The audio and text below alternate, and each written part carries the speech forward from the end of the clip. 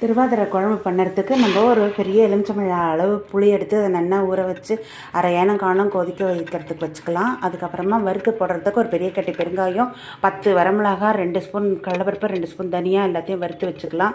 இந்த புளி தண்ணியில் 3 டேபிள் ஸ்பூன் குழம்புல அப்படி போட்டு தேவையான அளவு உப்பு போட்டு வெட்டி வச்ச காய்கறிகள்லாம் அதில் தூக்கி 1 பை 1 போட்டு நல்லா கொதிக்கணும். நெடி வாசனை வந்து காய்கறி வேகிற அளவுக்கு வச்சுக்கணும். அதுக்கப்புறமா இந்த வறுத்து வச்ச சாமான்களோட 2-3 ஸ்பூன் தேங்காய் திருவலை வச்சு நல்லா வழவழன்னு அரைச்சி வச்சுக்கணும். அரைச்சி அதை செமி சாலிடாக ஆக்கி நல்லா இந்த கொதிச்சதுக்கு அப்புறமா இதை தூக்கி கொட்டிக்கணும். நம்ம 2 கப்பு துவரம்பருப்பை நல்லா வேக வச்சு வச்சுக்கலாம்.